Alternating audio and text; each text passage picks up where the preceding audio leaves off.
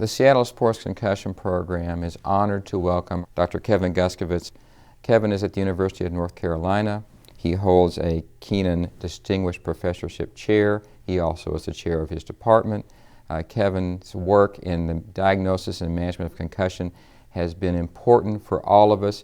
His efforts to understand the possible cognitive effects of repeated concussions has helped us all move this area of research forward.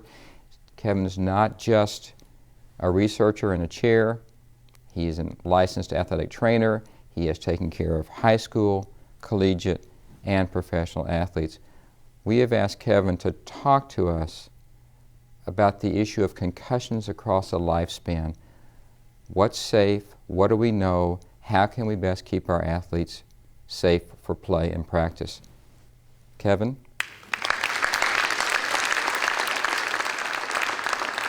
I want to thank Dr. Herring and others here at the University of Washington for inviting me to participate today. You're one of the states that's certainly leading the way on this topic of sport concussion and trying to make a difference, and you will make a difference. I spoke up in New Jersey on Monday at a meeting, and likewise they're a state that's leading the way with legislation about how to better manage these injuries and trying to protect the athletes on our playing fields. So I want to, as Stan mentioned, talk a bit about sport concussion across the lifespan and ask if this is a cause for concern. And this is an evolving problem, I guess, and one that we're learning a lot about, but as with anything, every question that's answered yields 2 or 3 more questions. And I like to break it out in a number of different areas. It's sort of like a Venn diagram, and I think it's going to take a lot of good people, and not just bench scientists, but scientists that are out on the fields. I mean, sport really has served as a research laboratory for a number of years, probably on no topic better than this one of sport concussion. And the researchers that are doing this work are certified athletic trainers like many of you out there helping to collect this important data, team physicians that are out there helping us. And yes, some of the bench scientists that Dr. Cantu and I will talk about today that's doing this work. I'm going to spend most of my time talking about these 3 areas here, the neurophysiology, concussion and biomechanics, and some thoughts we have about behavior modification. And I believe Dr. Cantu, I know, is going to talk about the neuropathology and some of the exciting work that he's involved with. But think about the way in which these all overlap, and they really are important. This story has unfolded through the media over the past several months and probably the past few years, and unfortunately we've seen a number of headlines such as this. And it's hit home in the state of North Carolina, where we lost 4 high school football players in 2008, 3 of them as a result of sport-related head injuries. And it took these unfortunate cases, much like I believe has happened here in the state of Washington, to force change and to get people thinking and talking more about this. It led to our North Carolina High School Athletic Association forming a task force, which I was fortunate to have been asked to chair, and it led to some new guidelines and hopefully will lead to some new legislation which will mandate certified athletic trainers in all 381 schools in the state of North Carolina, a funded mandate which will hopefully put funding there to hire those individuals, and to also require school-approved physicians at those schools, and with the athletic trainer leading the way in terms of heading up the sports medicine team. The work that's been done out here is outstanding, and you've helped to force change and get people talking about this at the national level. The work that's being done in New Jersey, I hope that the work that we're trying to push forward with in North Carolina is leading the way. We know there have been congressional debates, congressional hearings about this topic at pretty much every level now. And again, I think that it's forcing the people to rethink this. And then the last headline, which I really like, and this is within a New York Times article from a month or 2 ago. I love this quote by Jerry Joya, who's a good friend of ours. He's the chief neuropsychologist at Children's Hospital in D.C. And he basically said that it's forcing us to rethink how we're talking about this. Commentators are now, we don't hear this word there's going to be an occasional slip of it, but they're talking about concussions, not bell ringers and dings. We're not talking about jacked up on ESPN's primetime show on Sunday nights anymore. That's been eliminated. And kids are now talking, and they're hearing more intelligent conversation about concussion, and that's really important because there's this trickle-down effect, and they look up to the way in which these things are managed at the collegiate level and the professional level, and so I think we're headed in the right direction. But yet these headlines can scare people, and I worry about the implications of all this negative talk and this cloud that's hovering over the sport of football, which is a wonderful sport. It's a sport that's not going to go away and shouldn't, but a sport that we need to think about how we can improve the safety within. I like this slide because we need to think about how we can continue to move our youth into sporting activities, but yet when parents are hearing about the dangers of sport participation and these catastrophic injuries that can occur, they want to pull back and perhaps forget about this. We need to combat childhood obesity and diabetes, and so it's our jobs as researchers, clinicians, athletics administrators to help us find a balance so that we can manage injury risk while successfully promoting physical activity. So we just have to be careful. This cloud that hovers over football right now, and I want to emphasize, as some other speakers have said, it's not just football. We too often use football as the model to study concussion, but yet concussions are occurring in every sport. There was a wonderful presentation earlier that illustrated that point very, very nicely. And this is not an injury that we've been talking about just for the past decade. This quote, Dr. Nichols is not the recent team physician. 1905, this comment was made. All right? So where have we lost our focus when these comments are being made, over 100 years ago? Another one, the proceedings of the 17th annual meeting of the American Football Coaches Association. I'm not going to read the quote, you can read it, but 1937. All right, so this is not a new problem that we're trying to solve, but yet perhaps enough attention just has not been paid to it. It's all over the news, and again, it's not just in the sport of football, and we need to think about the number of youth athletes that that are out there on our playing fields and courts, and trying to be sure that we're putting the right things in place. We need to think about what these youth soccer players, what does this mean for when they make it to the next level, be it to play in high school, college, or perhaps professional sport, and some of the late life consequences that might be there, and how do we help protect them today so that they can play safely at age 17, 18, 20, 25, whatever may be in store for them. And it's about education. We need to, as certified athletic trainers and as team physicians, it's our job to play the role of counselor and to know what the risks and the predispositions are for future injury. We know, and again, yes, I'm using the football model here, collegiate football players, but it goes back into their years of having played high school football, asking players, well, within your concussion history, those who entered their freshman year in the past 5 years having had at least 3 prior concussions, they were at a significantly increased, nearly a 4-fold risk of sustaining a concussion during this 2-year NCAA study compared to that player who had no prior concussions. Even with 1 prior concussion, you're 1.5 times more at risk for sustaining an incident concussion than a player that's never had a concussion. And this holds true across all sports. This is not just a football figure. This is actually only the second time I've presented it. This came from a good colleague of ours, Steve Marshall, who's working with the NCAA and looking at some recent numbers. And I caution you because while I've put maybe some good news on the horizon, I want to caution you that the way in which the data are being collected are very different here during the last 5 years from how they were captured before.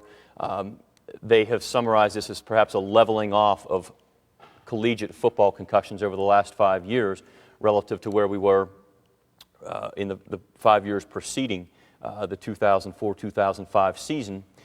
Maybe there's some good news, but still, if we just take the average of these 10 years and say that it's at about 3 per 1,000 athlete exposures. What that equates to is that if in any given game we know that you have approximately 50 players on a college team that actually really qualify for a meaningful exposure. And so if you have 50 on one team and 50 on the other, you've got about 100 per game, which means that for every 3 games played, there's a concussion being sustained on our football fields, collegiate football fields.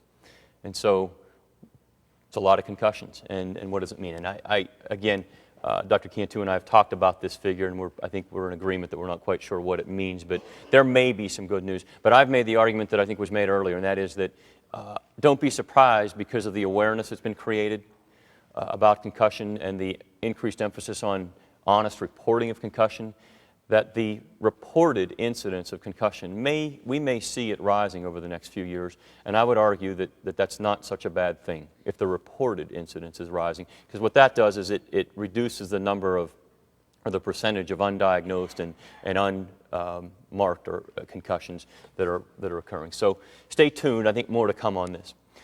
So what are the cumulative risks for these youth athletes? And again, there are many more of these, of our youth playing than what we see at the collegiate level and the professional level, and so we need to stay focused here. And I borrow this from a colleague of mine, Tamara Valovich McLeod from out in Arizona, and if we think about this, if a collegiate athlete sustains their first concussion at age 19 or 20, high school athlete their first concussion at age 16, pediatric athlete perhaps their first concussion at age 9 or 10, and look at the window of opportunity for multiple concussions to occur, we really, there's quite an opportunity here in a negative sense for that injury. And then what does it mean if the next one comes at 12 and the next one comes at 17, and how are they looking then and by the time they're in their collegiate years? And so we need more focus at this level on the pediatric athlete. The good news is, and I'm going to talk a bit about some of the biomechanics as we're studying youth hockey in North Carolina, we don't see as many concussions down at this age level for a number of reasons. I think part of it's in the biomechanics and the size and all of that, and the speed at which they're moving. But yet, we do see them, and we need to better learn how to evaluate that athlete. What we know in studying collegiate football players, though, is that it does take approximately 5 to 7 days to return to baseline on a symptom severity score. And we published this in JAMA back in 2003. We also know that 75% of repeat concussions occur within the first 7 days of that initial injury, and that 92% of those occur within the first 10 days. So there is this increased neuronal vulnerability, we believe, within that shortened time period, within that narrow window of time. And we know that this recovery curve is extended for those that play high school sport, and perhaps, and there just aren't good data to support it, that it's even longer for those pediatric athletes in terms of duration of recovery. And this pretty much holds true not only on symptom severity, but also on neurocognitive tests. So let's think a little bit about clinical recovery, because this is important. You've heard a bit today about instrumentation, how we can remove some of the guesswork from management of concussion. That really is where this all started back about 1992, 93. The NATA, the NCAA got together, held a concussion summit in which that really was the point at which funding started to trickle in for concussion research. And as a result, some of the first work was done looking at the instrumentation. And so I realized it's a busy slide, but I just want to point out that when Dr. Cantu rewrote the grading scale guidelines in 2001 and published them in the Journal of Athletic Training, it was based on this notion that we can't just get too caught up on loss of consciousness and amnesia, because the other 14 to 18 concussion grading scales that were out there at that time were based primarily on those two parameters alone, and based on his work and some work of that we had been publishing together, recognized that we need to really be paying attention to all the signs and symptoms. As an example, amnesia, if you look at those, and this is based on 374 concussions, high school and collegiate players, football, soccer, men's and women's, hockey, men's and women's, and lacrosse, men's and women's. we see that those in the dotted line here that had the amnesia lasting longer than 30 minutes, for the most part, recover on symptoms, for the most part, in the same way that those without any amnesia and those with just less than 30 minutes of amnesia. And so you really can't use amnesia in terms of predicting long-term recovery. Likewise, loss of consciousness. Those 35 cases, and again, remember, only about 10% of all concussions involve any loss of consciousness. And that group, likewise, recovered on symptoms in about the same way that those without loss of consciousness did. And then as we look at concussion history, while we see those with 2 or more prior concussions, we see some elevated symptom scores at the time of the injury, within 3 hours post-injury, and at day 1. For the most part, by about day 2, they overlap, and if you believe this, they actually might recover a little bit more quickly there. We're not sure how to explain that. It's not statistically significant. None of this is. The message, though, is that these, as isolated predictors of outcome, are not very good. They need to be used in combination. You need to consider a full host of signs and symptoms, and using that graded symptom checklist that was presented earlier within the SCAT. And then there's the gender question. And as we look at this with respect to symptoms, balance measures, and a brief mental status exam, we see that females, which are the lighter, represent the lighter line, and the males are in the darker line here, that on symptoms, males report, and again, a lot of concussions here, 374, at the time of injury, slightly higher, but not statistically significant. The females, athletes, hung up a little bit higher on that symptom score, not statistically significant, but again, there may be some differences there. With respect to balance, again, the higher the score, the worse off they are in the balance error scoring system. The females hang up there a little bit higher, worse off for the initial 2 to 3 days, but for the most part track in the same way. And then on the brief mental status exam, on the standardized assessment of concussion, the males performed, this is a significant difference from baseline scores at the time of injury and at post-injury, 1 to 3 hours, but for the most part track in the same way. So I think the jury's still out on gender differences, and I think it seems like for every one study that suggests there are gender differences, there's another that suggests that there are none. So I just sort of treat them on an individual basis, and having baselines is really important. If you can have baseline measures on this, I think it's really important. What I want to do here is just illustrate, and I love the fact that at least 2 of our previous speakers today mentioned that it's so important to use multiple tools. If we get caught up using just one instrument, we can get ourselves in trouble. And this is a professional hockey player that was, we work with the Carolina Hurricanes, and I can talk about this case because Matt wants me to talk about it. This is Matt Cullen, and he's released me to be able to use his name and talk about his case because he wants others to learn from it.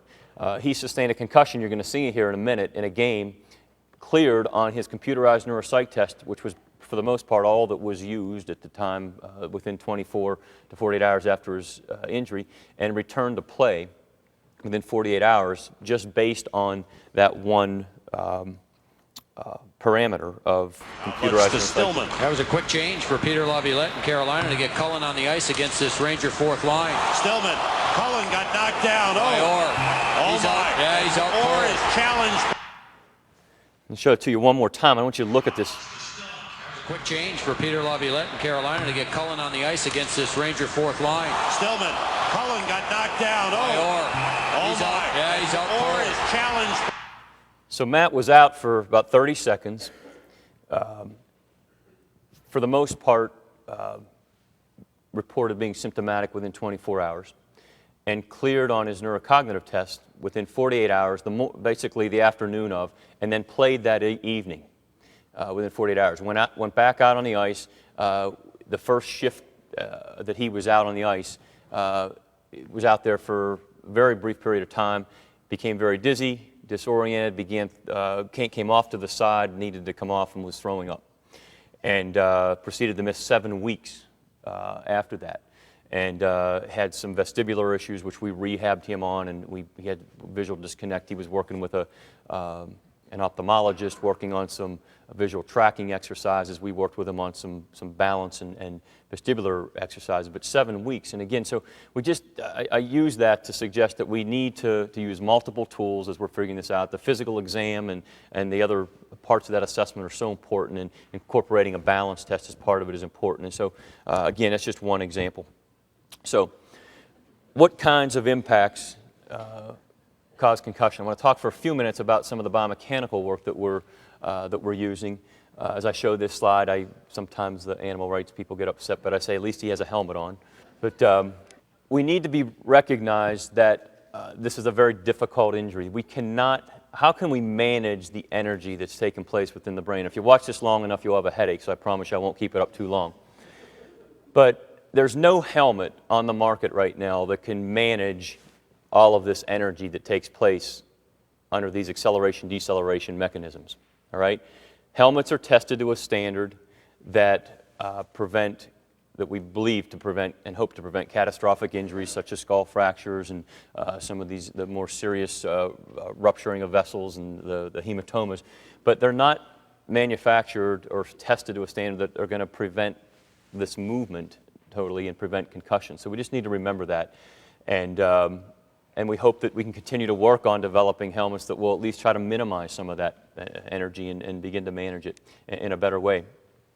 You may have heard of the the head impact telemetry system, the HIT system. We've been using it for 6 years at UNC. There are a number of other universities, some high schools around the country that are using it. It's primarily been a research tool to this point.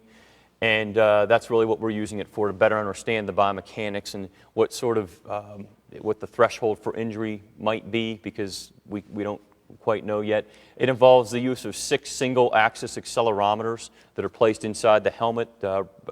Simbex and a colleague of mine, Rick Greenwald, developed this technology about 10 years ago, and now Riddell owns the technology.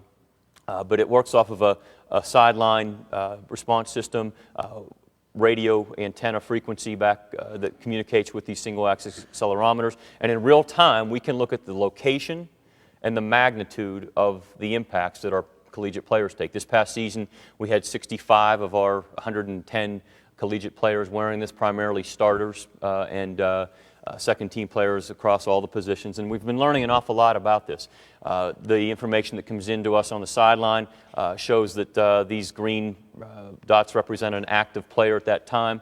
It shows the latest impact that came in, the direction of it, the magnitude of it, and it shows these arrows that come in. I'll share some of that with you. But you know, what we've learned is that you can really be fooled by some of this, by our eyes. This player right here is going to sustain a concussive injury on this play, and you're going to look at it and say, how in the world did he sustain a concussion?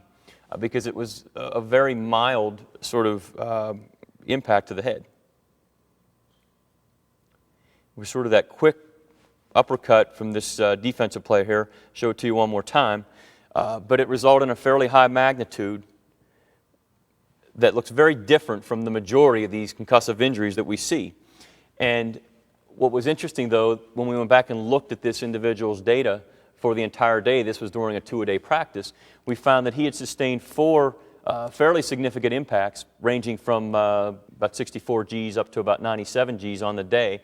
And so the question became, was it that last one at 63, 64 that sort of his threshold had already been lowered in the same direction? And if you look at this on the day, he had 31 total impacts. I often hesitate to show this to the parents of youth football players because they're sure to put their kid into soccer in a heartbeat looking at this. But quite a range in terms of Gs of acceleration. On average, 29 Gs of acceleration across those 31 impacts on the day. One of the things we've learned from this, and again, I think this gets to the education point, our players are still leading with their head in football. In collegiate football, and granted we haven't won a national championship in football, but we still have good football players that have come up through the ranks, and it just amazes us when we look at these data. 20% of all impacts occur to the top of the head, and when you see what that means relative to the 19 that where we've captured concussions on, it's a bit scary. We also know that impacts to the top of the head are 8.5 times more likely and 6.5 times more likely to result in impacts greater than 80 Gs when they occur to the crown of the head or the top of the head. So, and biomechanically, it just makes sense for that to happen, but it's concerning. It's also 7 times more likely and about 2.5 times more likely when they occur to the top of the head relative to the front of the back. So these impacts to this region are concerning. Likewise, as we're learning, there seem to be a disproportionate number of concussions on special teams play, and I would argue based on the latest data on catastrophic injuries such as subdural, epidural, hematomas, and second impact syndromes even. That one, Dr. Kintu may have to correct me on, I may be wrong, but there seems to be a disproportionate number of these catastrophic injuries on special teams plays. And that's concerning, and so we may need some rules changes there. As an example, that same player who had that concussion in preseason with that looked like a mild injury there is this player right here, and you're going to see on this kickoff, he lowers his head right there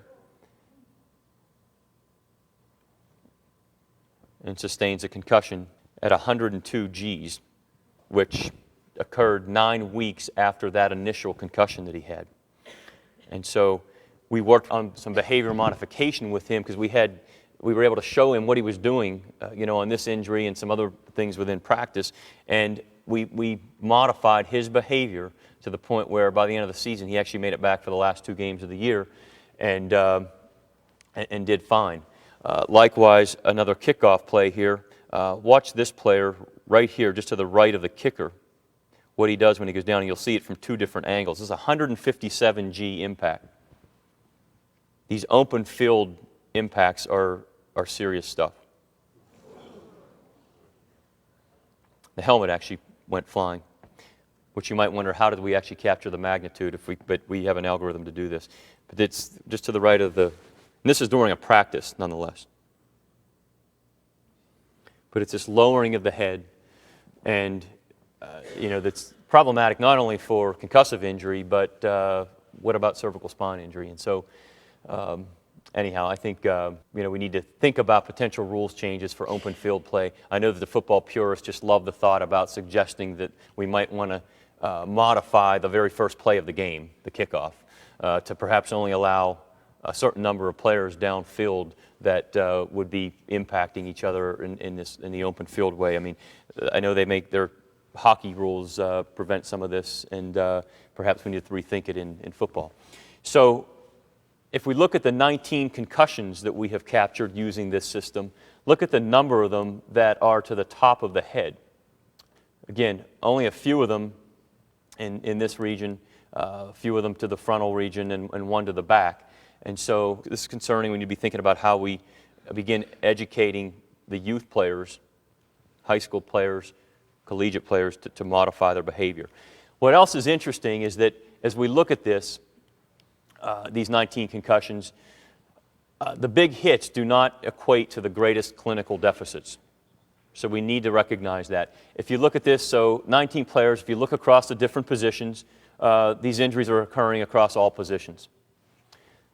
If you look at the linear magnitudes of these impacts, ranging from 60 down to 173 for these concussive impacts, so they're in ranked order here, you might think that the greatest symptom score changes from baseline would be down here in the higher impact magnitudes, but there's no relationship. They're about the same.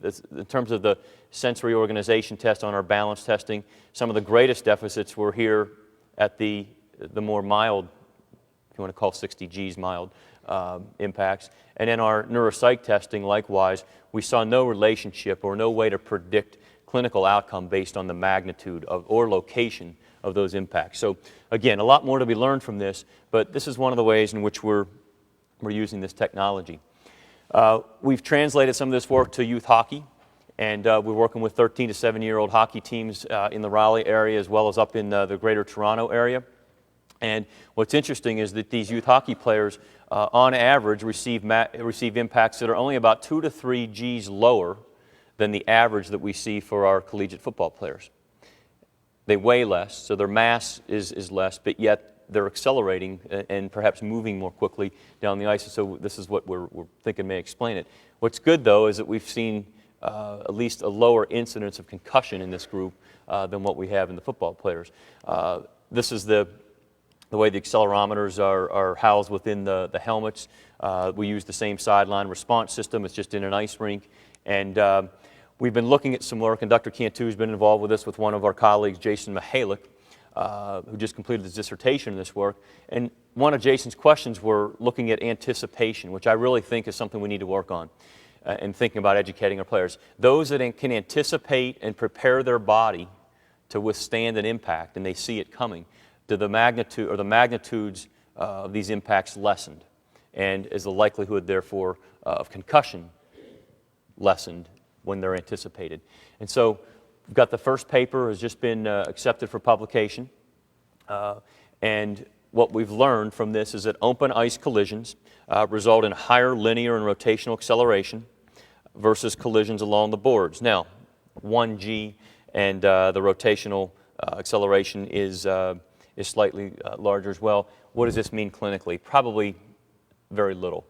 But there's still a trend here that's developing, and so we need to be thinking about this. Unanticipated collisions resulted in higher linear and rotational acceleration versus anticipated collisions.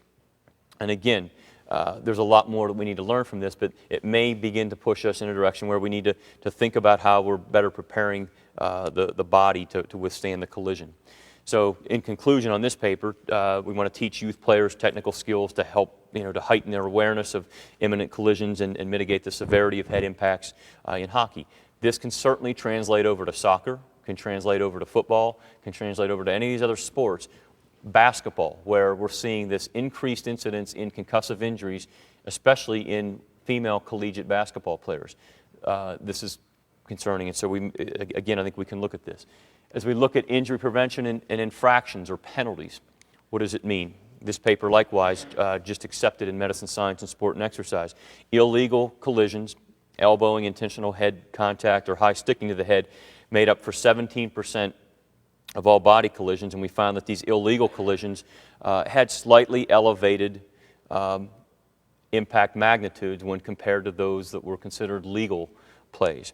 Probably shouldn't be surprising to anyone. And so again, we need to think about how we are teaching the coaches and officials, game officials, to more stringently enforce some of these rules and try to prevent injuries. So what I'm going to do with the last part of this is talk a bit about the late life consequences that we're seeing as we're studying retired professional athletes. And this is a headline that we've seen for a number of years. This isn't new. Either we're just beginning to learn more, and I think this will lead nicely then into the presentation that Dr. Cantu is going to give. In 2001, we began the Center for the Study of Retired Athletes at UNC Chapel Hill and began looking taking an epidemiological snapshot of what retired professional football players look like. And more recently, we've been bringing retired players to campus and working closely with the National Football League Players Association in helping to answer some questions that they've had as well. While from the outset we've said we would focus on these four areas, I will admit to you that because of my bias and interest in concussion work, we have focused primarily in the neurological area, although we've recently published a paper looking at the effect of steroid use on late life musculoskeletal injury. And also we have a paper that will be coming out soon looking at some of the cardiovascular disease issues with respect to this. But we have close to 3,000 retired NFL football players now in our database, and we've brought close to 200 retired NFL players now to campus where we have actually studied them in our laboratories. And the study I'm going to talk to you about is involving the one where we're looking at dementia, and we have 43 retired players who have now come to campus. Just going to summarize for you quickly the two of the papers that we've published on this area. One looking at the association between concussion and late life cognitive impairment, and another looking at the relationship between risk for depression and recurrent concussion.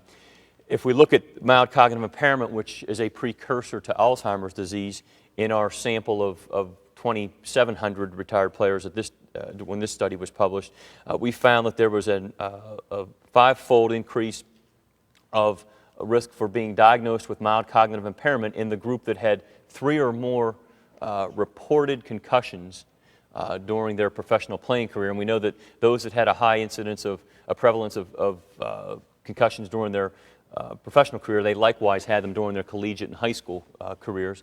But relative to those with no concussions, if you can believe that a professional football player who played on average 7 years never had a concussion, you might question that, right? But likewise, we see self-report memory problems from their spouses in this group relative to those without any prior concussion. We see, fortunately, only 33 cases of diagnosed Alzheimer's disease in our database of retired professional football players, and no association between concussion history in that group. But what we do see is an earlier onset in the retired NFL players here relative to their age norm male counterparts based on some population-based data by the CDC. So again, somewhat concerning and one that we need to continue to pay attention to. With respect to clinical depression and having been diagnosed with depression, 11% of all respondents had been diagnosed with a bout of depression. And when we break this out and analyze this on that concussion history, we see that those with 3 or more are at a 3-fold risk of having been diagnosed with clinical depression here relative to those with no prior concussions. And the majority of those were currently being treated for this with antidepressant medications.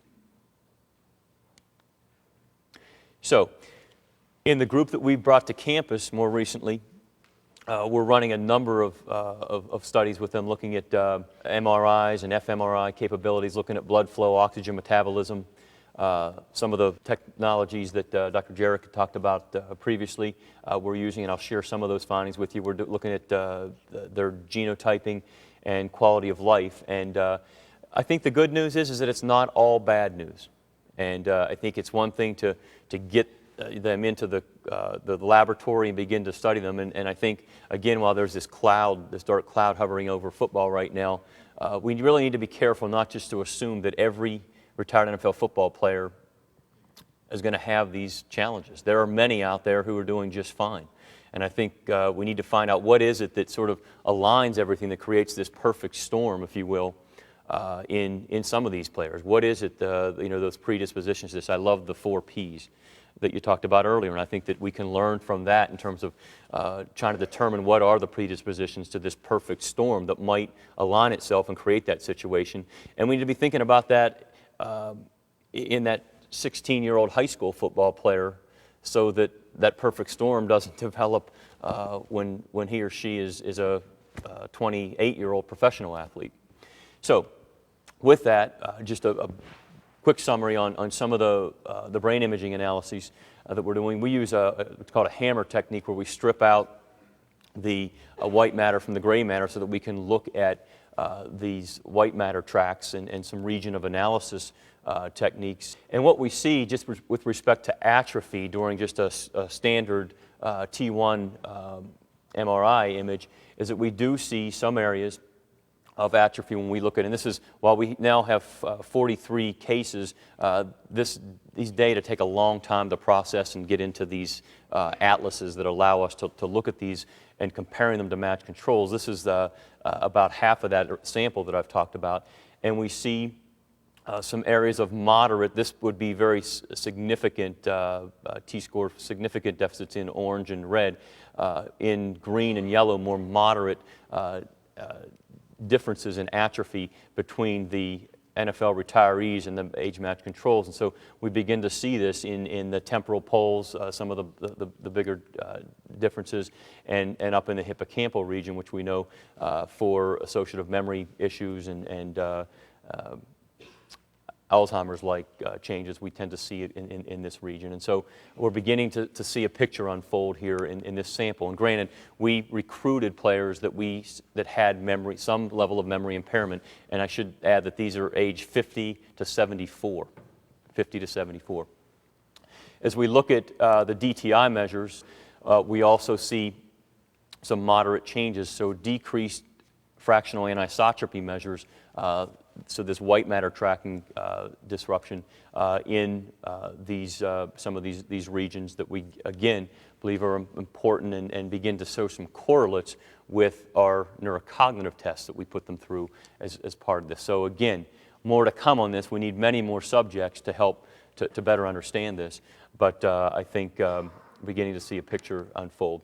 And this is just one small pretty picture where you begin to see some of these changes. This is just one small region looking at the inferior frontal occipital fasciculus where we don't see this nice congruent fiber tracking that we would like to see in those regions. As we look at functional imaging, where we put them in the scanner and ask them to go through a cognitive test and look at the activity and the hemodynamics within that, as we look at our retired players with a low concussion history compared to those with a high concussion history, we see some subtle differences on corrected accuracy, but we see significant differences between their age-matched controls on associative memory tests and item response memory tests, not quite the same, but some subtle ones. And then as we look at this hypo versus hyperactivity, again, the good news is we're not seeing drastic differences within this. And likewise, on our standard cognitive tests, where we sit them down and we have a neuropsychologist that goes through the testing, we don't see significant change. There are moderate changes, but not significant changes at this point in many of them. And so again, these are regions of hypoactivity relative to the match controls when overlaying the atlases of these using functional imaging. So again, I think this is a way in which we're going to learn a lot more. So to begin to wrap this up, we need to be focused on education and interventions. I think that this is a summit or a conference today on youth sport, and we need, as I mentioned earlier, to begin serving as counselors for our youth athletes, our coaches, our parents. The CDC has done some wonderful things, and I direct you to their websites to help gather some of these educational materials if you haven't done so already. This needs to be a multifaceted approach, and there are many influencing factors. The coaches need to be a part of this. The attitudes about concussion, the cultural changes that need to be put in place in order to better manage these and prevent these catastrophic injuries that occur are important. We need to continue to look at equipment and technique issues, as I've mentioned, and we need available medical personnel. We need physicians to be involved in the diagnosis and return to play, such as what's been put in place here in your state. We know that the research with respect to a lot of this is not good. We know that based on some of the work done in the mid-2000s that 75% of athletes didn't know the signs and symptoms of concussion. We know that over 50%, based on Dr. McCrae's work from 2005, don't report concussions for these three reasons, and those are scary reasons as to why they wouldn't report concussions. More work being done on coaches. We need more coaching education. How does a coach's attitude affect the athlete's reporting? We hope that this is getting better with more awareness. But we know that when 10 to 15%, based on one of my recent doctoral students' dissertations, suggests that 10 to 15% of high school athletes think that a coach would be upset for reporting a concussion. That's wrong, and this is a nationwide study. This isn't just local to one area. We need to change that. Jana Mihalik is about 3 months away from completing her dissertation work on this very important topic that I think is going to help to provide some important information for us, but she's allowed me to share just a couple of the highlights. Attitude and culture affect behavior and decisions, but what she's finding is that previous experience with concussion can affect that attitude, but the influence on how it ultimately changes behavior is questionable. You would think that someone with a prior concussion would want to adapt and change their behavior, but that's not what we're finding through some of her preliminary work. In fact, those with concussions, the mild concussions, are the ones who tend to just want to bring it on, and they're dismissing this notion of some of the late life consequences and the risk for future injury. Policy change is important. and can result in both positive and negative effects. These must be considered and weighed prior to implementing change. We need to be responsible in our approach to this. It's going to take, as I mentioned at the beginning of my talk, this needs to be handled at all levels of participation, and including athletic directors, athletic administrators, legislators, physicians, athletic trainers, and we need to all do this. And I think this is an important point. If we create an us versus them mentality, meaning them meaning the coaches and the athletes, we're not going to accomplish much. And they need to be involved in helping to educate, and we can't just be pointing the finger at this. We need to think about how this is done. So in summary, I think that the research that's being conducted is excellent on a number of fronts, and there are a number of people around the country and internationally doing this work, and we need to really continue to work together, because we really are forcing clinicians to rethink how concussion is managed. We're defining the recovery curves. We're eliminating the guesswork from managing these. We are finding ways to prevent athletes from lying about their symptoms. We're guiding policy changes at all levels. Again, you're doing that here in Washington State. We're providing a better understanding of injury biomechanics, and I think this is important, and it illustrates that we can be fooled by what our eyes tell us, because some of the injuries that we think would be most serious are the ones that result in no injury, and the ones that result in what our eyes are saying that's not an injury is an injury, and perhaps a significant injury. So we need to, again, continue to think about this, and not only be focused on the concussive insults to the head, but what about the subconcussive insults? Our biomechanics work has found that on average, collegiate football players, Division I collegiate football players, average between 750 and 950 impacts to the head in a given season. 750 to 950. Fortunately, 99% of those do not result in a concussive insult. But what about how many of the subconcussive insults add up and equate to something more meaningful? Providing an understanding of the long-term effects is important at all ages, as I've already mentioned. Slowed recovery and influence on academic performance and quality of life needs to be considered. Early detection of neurodegenerative processes need to be put in place, and we need to begin thinking about the interventions. Part of our study is looking at the effect of omega-3 fatty acid as potentially having a neuroprotective effect, both prophylactically and perhaps during the recovery period. The jury's still out on it. Some of the animal models suggest there may be something there, but there may be something as simple as a supplement that may help. Again, we need to learn more about it. And we need to better think about better ways to rehab these injuries, because we know that probably 5% of all concussions are going to linger, and it's those that are lingering for 3, 4, 5 weeks or more that need probably to be considered for rehab. So we got to continue to bridge the gap between research and clinical practice. I couldn't stand up here and present our work if it wasn't for the number of groups that have funded our work. I thank them for that work. In addition to that, we have a wonderful team of researchers that we work with at UNC, and I do this work in part because I'm passionate about it, and I think it's important, but it's also because I've got 3 boys and a daughter, but 3 boys who are very active in sport. I've got 2 of them that still play football, and I hope will continue to be able to play football, but we need to improve the sport and try to do a better job of putting people out there safely. So, thank you.